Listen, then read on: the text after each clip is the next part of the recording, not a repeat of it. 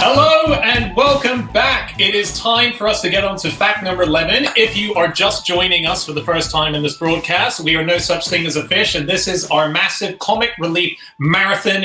We are doing 35 facts for 35 minutes with 35 different guests, all in support of 35 years of comic relief. And we can hope, we do hope that you will help to fund this big effort that we're doing by going to our Just Giving page, which is comicrelief.com/fish. Give whatever you can. And we're very excited to move on to our next guest.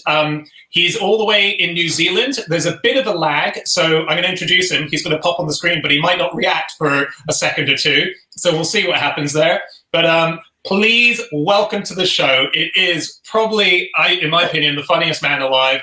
He is the star of the rebooted Jumanji movies. He is Murray, the manager from Flight of the Conchords. He's in What We Do in the Shadows. There are so many things that he does, but what he does best is him. It is Rhys Darby. Woo! Hey! There's that lag. Oh, he's just hearing. Thank you. There's that comedy. Here I am with my lag. Oh, this is going to be good. This is going to be fun. So it is time for fact number 11. Rhys, what is your fact? My fact is American President Benjamin Harrison's grandson was once stolen by a goat. Oh my God. Right. Can we get some context as to how this happened? How? Yes, and this comes from, and I'd like to read, if I could, some copy from The Atlantic. It's a case that happened a long time ago, of course. We're talking about the president that was inaugurated in 1889. So this, I'll read some of this if I can, because it's a jolly good story. In 1903, the now defunct Washington Evening Star published a story simply titled "An Exciting Race When President Harrison Took After a Billy Goat." So basically, yeah, here's some background. President Benjamin Harrison, the 23rd Commander-in-Chief of the United States, certainly was a kick-ass grandpa. After his inauguration with his First Lady, they moved into the White House and they took their grandchildren with them to live with them in the White House. The kids were doted on. President Harrison would dress up as Santa Claus at Christmas time and personally waited on them at birthday parties. The children sat in high chairs waiting for the president to serve them cake. When it came to dinner at the Harrison White House, the president's toddler grandson was seated directly to him in a high chair. That same toddler, one Christmas, is said to have received a full suit of armor as a present. So that gives you some context as how much these grandchildren were doted on by the president. Now, it gets even better. The president kept a pet goat for the kids. Its name was Old Whiskers, and the animal was harnessed so it could ferry the children around on a tiny cart. I can't tell if it's real. I can't tell if what Rhys is reading is real. Or it feels like this is all real, guys. It's all real. Rhys, you have. Now, sorry, go on with the story. Yeah, I'll just get through this if you don't mind. The Evening Star's source for the story was an anonymous Treasury Department staffer who's recalling this incident about 10 years after Harrison left office. Okay, so this is second, possibly third or 58th hand information here. But on the day of the great goat chase, Harrison had been supervising his grandson, Benjamin McKee, on the White House lawn. Old Whiskers was ferrying the little boy around as per usual. Then, without warning, the goat started down Executive Avenue on a brisk canter. The Treasury staffer recalled. What spooked the old goat is unknown to this day. President Harrison, a stout man in his late 50s, went after the animal. The goat went faster and the president quickened his steps. Okay. Old Whiskers turned his head toward the approaching president. Well, that was it. The goat accelerated to a full-bore run down Executive Avenue, heading directly towards a construction excavation site. Poor baby McKee!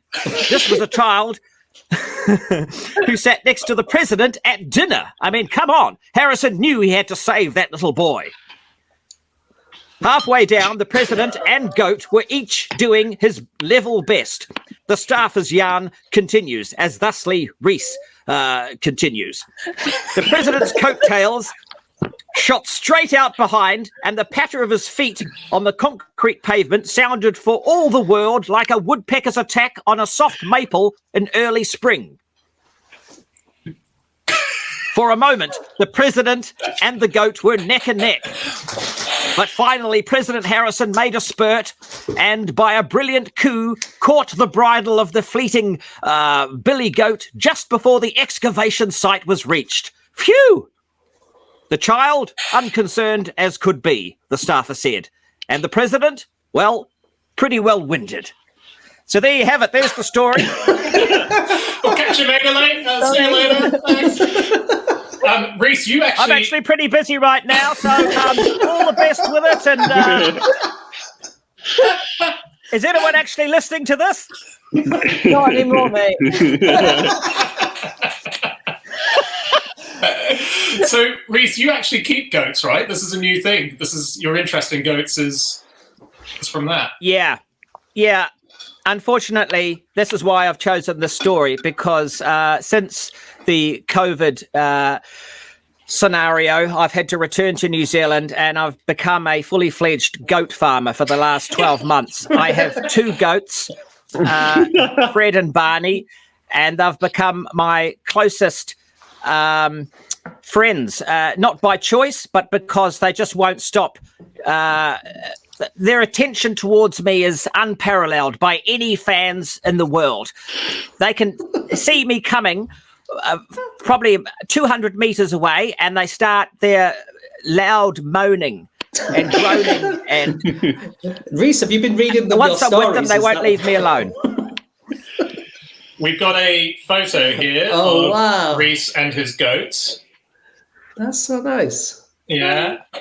It's a lovely shot. Lovely really handshake. Cool. Yeah. What do you... So there they are. Oh. I got the goats as a couple of pets for my 10-year-old because we left LA and he left his pets behind. We've got some cats back there. And I said, look, I can't get you more pets here that you're going to get attached to because we're going to leave again and go back to LA when all this is over, and we can't take cats or dogs back and forth. So my wife came up with this genius idea to get baby goats. So we got 2 goats with the theory that, you know, you can love them for a little bit, but to be honest with you, be quite happy to leave them at some point. And we got to that. We got to that point about 3 weeks into having them. They're terrible. They're cute, but they just won't leave me alone. And my kid won't be bothered with them. He only spent 5 minutes with them. And now I'm looking after these things 24/7. I can't keep them housed. They keep escaping. I might put these electric fences up. And within 2 weeks, they'd worked out how to jump through the lines. They're like Houdinis, these goats. So, Rhys, do you know when the first goats came to New Zealand and why they were there? No, but I know when the last ones have come through, and they're mine. And from now on, no more. Well, the first ones arrived in 1773, and they were brought over on boats. But this is really interesting. What they would do is they would leave them on the islands around New Zealand. So not on the main islands, just on the outlying islands. And the problem was that when you were on your boats and you were going between all these places that, obviously not much population, you would often get in shipwrecks, or you would get really bad shipworm, and you would have to stop on an island and there'd be nothing there for you. And so people left goats and other kind of things on these islands so that if you got castaway on there, you'd at least have something to give you milk and give you company, I'm going to say, Rhys, but I'm not sure from what you're saying. I like bad company. Obsession. Yeah. But they were like motorway service stations of their time. That's pretty cool. Quite bad-tempered motorway Oh, that's service stations, though. They've got dodgy personalities, haven't they? Which maybe you should have investigated before this whole goat escapade. But they're like the opposite to sheep. As in, sheep are just grazers. The sheep purpose is to stand still and eat the same thing forever. Whereas they're kind of the opposite. They're explorers. They're And so adventurous. they're browsers. And so they're supposed to go everywhere. They're supposed to find new things to eat all the time. They're very investigative. And they're hard to keep down. And Shouldn't try. they're used for good keeping as well, right? Like Google and Yahoo, and I think Donald Trump's golf courses, they're all tended. Instead of a grass mower, it's by goats just chewing the grass. True. Is that right? But there is a thing, and it's another. Here's the other thing about my goats. My goats don't graze, okay? I put them in a paddock where there's just so much grass, and they just keep looking at me going, nah, nah. They have to be hand-fed. Like, I think I feed them 3 times a day with, like, separate grain and nuts mix. I take them for walks, so I've got a couple of leads, and I have been seen around the neighbourhood walking goats. And if people didn't think I was weird to begin with, now I've got nowhere to go. Are there any other goats in the area, or are you the sole goat owner of this bit of New Zealand? There is one other goat, a couple of paddocks away, but he won't have anything to do with mine. He's an older goat. You can't blame him. And yeah, I think because mine are pedigree. Like, I think I got suckered into it. Let's be honest. They were $85 a piece. But the lady said, you could show these goats. I said, to who?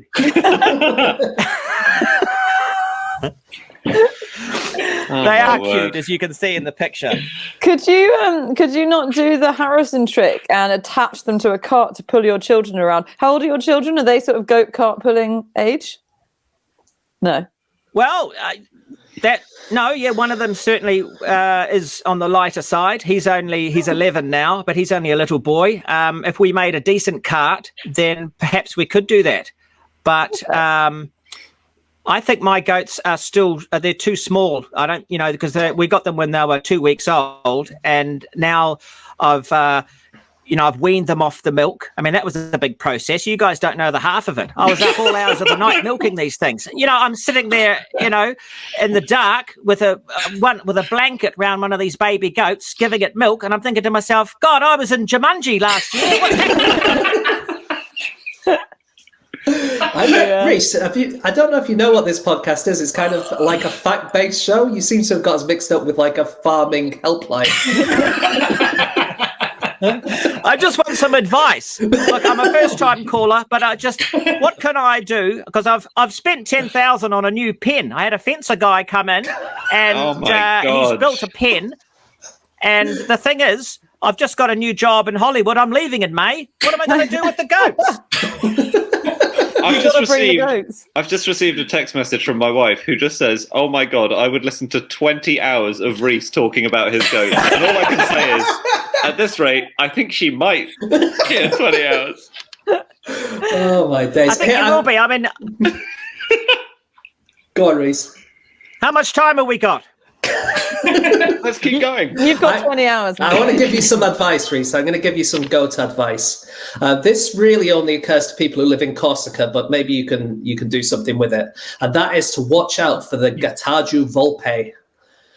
This was a cat fox that lived in the forests of Corsica and attacked the udders of goats.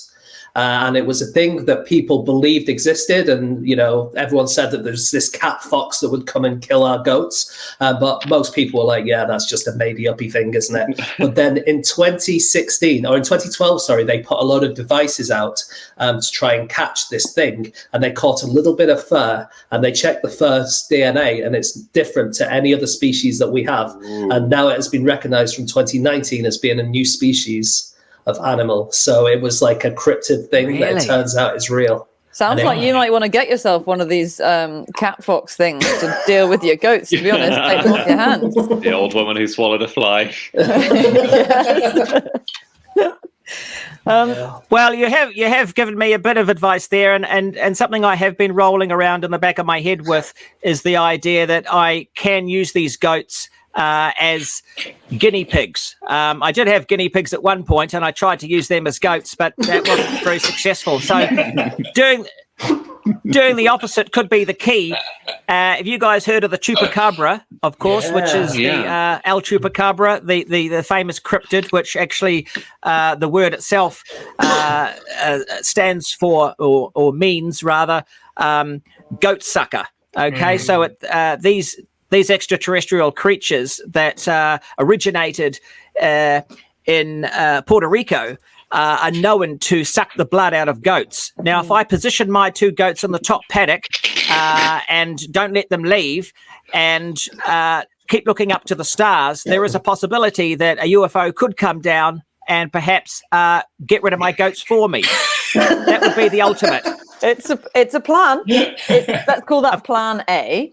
Of course, the downside on that is they could just suck the blood out of them. I'll be left with 2 empty goat carcasses to deal with. At which point I would be able to take those back to LA. So maybe it's a win-win situation. Yeah. Oh yeah, deflated. Yeah, that's a good idea. Let me quickly say, I'm just looking at the amount of money we're raising. We are sitting just under 60,000. I think everyone's loving the goat chat from Rhys here. So if we get to 60,000, I feel like we will have.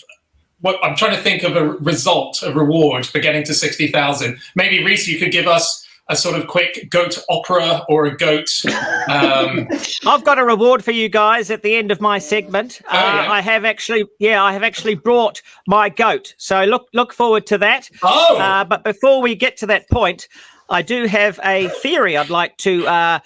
Of course, I've got a theory. It's me, and it's based on goats. And I've always had this theory, and I wonder where it kind of serendipitously came through into my head through my vacant goat talk. So a lot of this won't be coming through properly because the internet's dodgy. It's really weird. There's a problem with your internet. You seem to be just talking about goats the whole time.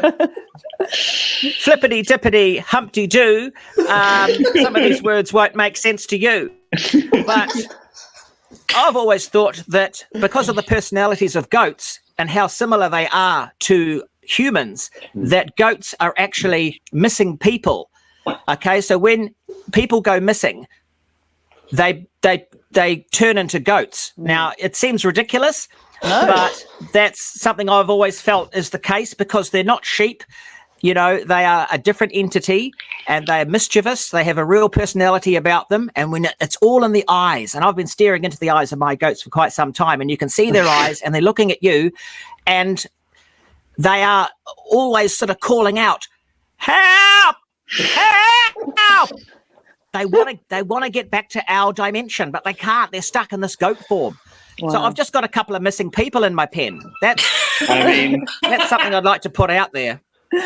They do study goat emotions. And when I say they, I mean very small number of scientists. But there was an experiment to work out what makes goats happy and how you can tell. So Rhys, this might be useful to you.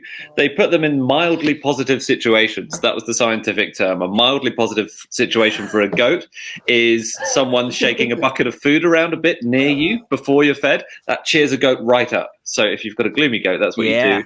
But the negative state, I really like this. And in fact, Rhys, you can do this experiment. To make your goat mildly negative, you just need to put your two goats in pens next to each other and feed one. And then the other one watches his friend eating for 5 minutes. And by the end of it, he will be in a really bad mood.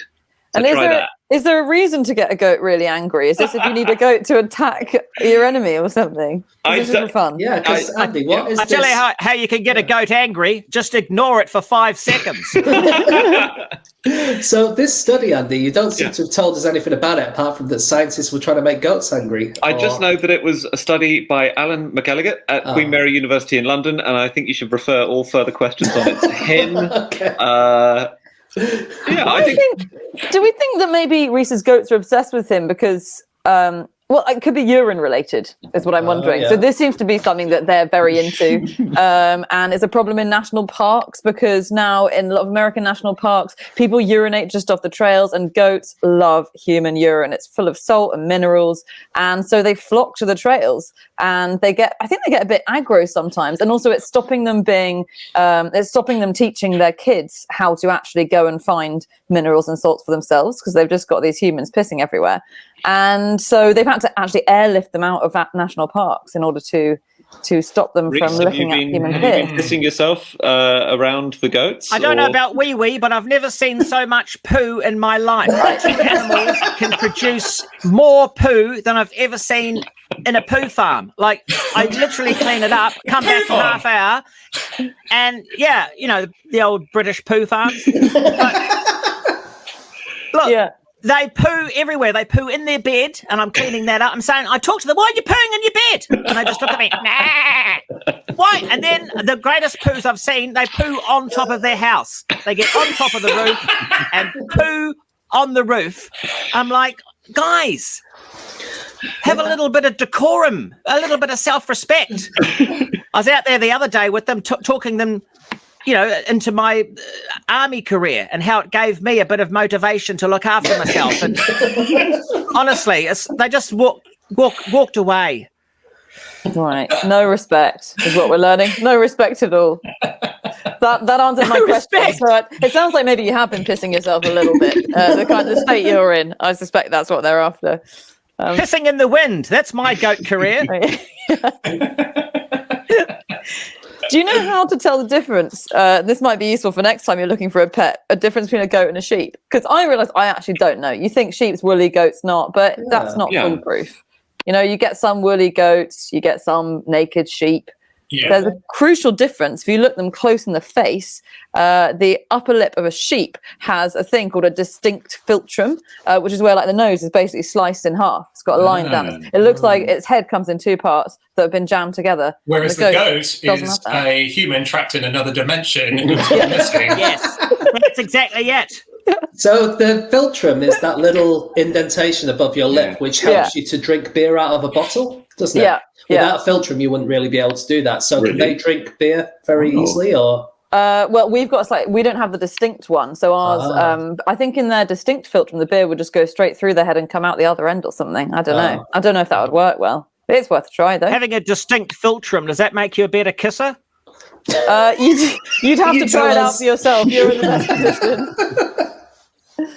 Do you? A lot of people kiss their pets, don't they? Have you ever considered that? They might like you a bit more. I've done that. Of course I have. Look, I love these guys. I've got to be honest with you. I've been kissing them since the beginning, and that's probably as part of the issue. I've probably been a bit too kissy, you know. But I take after my father in that regard with his, because he raced greyhounds for years. He got 2/3 actually, and but that was just his personal track. But he also looked after greyhounds, and he was famous in New Zealand as one of the sort of the older statesmen of greyhound racing. Of course, not popular anymore. But back in the day, he was actually famous on the track side, which is the greyhound racing TV station here in New Zealand, which I think possibly is still running. Anyway, he was known as the trainer that came with the softer, loving touch. Now, I don't know if you guys know much about greyhound racing, but he would talk to his dogs. And so he would take them for walks and treat them like pets. Now, normally with these greyhounds, they're just like racing horses. You know what I'm talking about there. Horses racing, the horses that race. Have you been up? You know, you sort of. Dan just disappeared for a little while. Dan, we're still in the same anecdote, just to let you know. So you know, you treat them mean, keep them keen. They're there for one job, and it's to run, win, and bring in the cash. Now, Dad with his dogs, he would actually be seen on the track side with a whole audience there, actually hugging the dog and whispering, and then you had the guy over the announcer going, "Mr. Darby, can you please let your dog go? All the other dogs are in the starter block. You've got to let yours go into the starter block, please, Mr. Darby." And he'd be just like, "Okay." And his favorite dog was Gordon's Girl, and it was named after his girl he had, and so he's like, "Okay. Come on, Gordon's Girl. You're my beautiful baby. I want you to really race well today and do this for Dad. And don't forget afterwards, I'm going to take you out for a little walk. We'll go to the park and I'll take your muzzle off, okay? Because you're Daddy's girl, all right?" And the dog, of course, would be looking the other way. But off they'd go. And as I say, he got 2/3, and he even got a first, and that was back in the day. We're talking the 80s when he was racing these things, and so he was sort of known as sort of a comforting soul amongst those sort of hardcore trainers, and that always had an effect on me. And I think that I feel like I'm wafting now. Well, you also, we spoke about this when you came on No Such Thing as a Fish, the actual podcast, but you starred in a movie, co-starred with a duck. That's right. And so you've got a lot of experience with sort of, close contact with animals. How close did you get to the duck? I think, well, that's another thing. I think I am quite nurturing with them. I had the duck. I kept him after scenes. I would hold on to him because he was in a little bag, and so I'd go over my lines with the duck, and we had to sort of practice walking together and things like that. And so I did have a special affection towards Pierre. Yeah, and I'll tell you what. Who had more lines, you or the duck? Before Anna starts talking, I'll say this. I never had any ducks around my property during that time, but after I shot that movie and it finished and it did poorly, a whole bunch of ducks started arriving in my bay. And I'm proud to say today that I've got a lot of ducks around me and Good goats. I can't believe I'm going to say this, but can we go back to the goats, please? Can we see the goat? Yeah, where is the goat on the boat? Oh, I like that. Well, let's see how much we've raised quickly. Yeah. Oh, well, yes, these anecdotes have done it. We're at £60,907. We've gone over the £60,000 mark. Amazing work. So I think that's a good enough amount to see a goat on a boat. Can I just say I'm not known for my anecdotes? Yeah, there's a skeptical pause. But I'd like as a little treat for you guys to introduce you guys to my goat. That's right, I've got him here with me. Some of you may have already met him. Here he is, the greatest of all time, Buttons. Buttons! Hey, Buttons! Oh, he's on all fours like a goat. Come on, mate. You told me to. Yeah, don't tell them that. Oh, just as long as you don't kiss me anymore. So yes, I really do have goats, but this guy is responsible really for me having them. Why? Because he had goats first, and it was his idea that we buy goats. Well, the thing is that we're leading this weird stereo life where everything that you I'd do... say I'm stereo, you're more mono, but carry on. Well, it's dual mono. It's more like the stereo of the Beatles albums, where one side is all the vocals and all of the stuff that makes sense, and the other side is just the snare drum every now and then. And if you listen to that side, everything makes sense. If you listen to the other side, it's like, this is just a snare drum. You're a snare drum. Is that what you're saying? Is the implication that there's a side of this that how makes are you sense? guys? I know that guy there, that Dan guy, he's from that Cryptid Factor podcast, isn't he? That's true. Too. And look at those other gorgeous looking people. Look at those three. Well, they are big Cryptid Factor fans. And I think this could be a good opportunity to, once we're on whatever this show's called, to really promote the greatest podcast of all time, Which one's Cryptid that? Factor. Oh, is that the greatest one of all time? Yeah, it's our goat. Oh, I see. How exciting. I've listened to only a little bit of this goat conversation, and I loved every moment that I've listened to it, which was only a couple of minutes, but I loved it. Good. Oh. Well, I think Has anyone got any questions for us? Where can you find the cryptid factor? Is it online? Where's the cryptid factor? Oh, where is it? It's on Audio Boom. It's on the internet. No, it's on my laptop. It's a podcast. Oh, it's on his laptop. It's here. I've just got to finish it. Yeah. Don't be a sec. Have you edited that latest one? I'm just doing it now. Stop Well, hurry up. hassling You're me. supposed to be putting them out every week. Oh, God, it's tough being busy. Well, go back and get in the pen, actually, because I need that edited now. Am I hallucinating all There you this? go. All right, so there we have it. No, I didn't bring my actual goat, but of course, because, there's two of them and one gets upset when the other one is separated, as you know, it's part of the treat them mean and no one's keen concept. And of course, I am on a super yacht here in the New Zealand port. We're waiting to go out into the ocean and watch the America's Cup, so no goats allowed. Well, where do you go from that? The goat, by the way, greatest of all time. Do you know who's the first person to say that? By the way, no. Might as well have a fact in here at some stage. So it was Muhammad Ali, of course, always said, "I am the greatest," and it was his wife who incorporated a company called Greatest of All Time.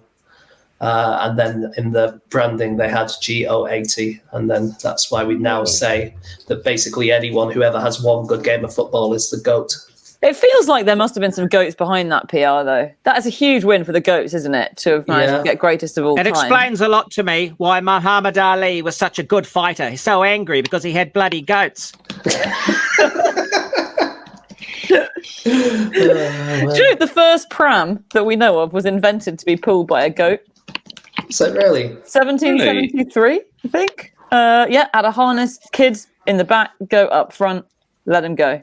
So. Well, apparently, that the goats with the carriages, the little harness or the prams, that was very popular back in the day. And I wonder why that stopped, because, I guess there's that, should goats be doing that? To which the answer is yes.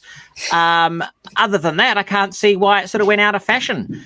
Other than, there's the story that I came up with where sometimes the goats do take off and the young child is in danger. Yeah. I've just answered my own question there. What use are you guys? I come up with things and then I answer them myself. I've just realised there's an enormous plot hole in the original story. Because I thought that goats didn't... Oh, no, that's donkeys. What do goats do? Do they run? Donkeys stand still, don't they? Goats flee. Yeah, they're stubborn. Yeah. Goats... here's the good thing about mine. They will follow you. So they will. I don't even need the leads half the time. When I take them for the weekly walk along the beach side, they will just follow me. And I've got a couple of little sort of private calls that I give, and they know it's me, and off they come. They know not to. If you want to hear those, I can do it. Right? Yeah. Let's hear a goat call. Yeah. Okay, so here's the call I do. Go team! Come on! Go team! Come on! Yeah. Go team! Go team! Come on! It goes for a while. Yeah. That's amazing. Listen, we're gonna have to wrap up. Hey, this is all I've got time for, guys. So I'll have to love you and leave you. But good luck with the rest of us. Hopefully this gets commissioned. But I'm pretty busy. I don't know if I can attend it again. Rhys, thank you so much, man. Everybody watching, Rhys Darby, the goat of goat stories. Thank you so much. We're going to take a very... Thanks for having me. Oh, thanks for being here, man. Also co-starred in one of Richard Curtis's movies, the co-founder of this whole thing, Comic Relief, The Boat That Rocked. And he's doing it from a boat. My favourite movie. Yeah. To this day, still my favourite movie that I've ever been part of. So, Richard, if you're listening, I love you. Nice one. All right, we will be back. And you've got my number. He's definitely angling to be in the sequel, The Goat That Rocked. Okay, we will be back in a couple of minutes with our next guest for our 12th fact, and it is the incredible voice behind half of Springfield. It's Mr. Burns, it is Ned Flanders, it is Derek Smalls of Spinal Tap, it is Harry Shearer. Stay tuned.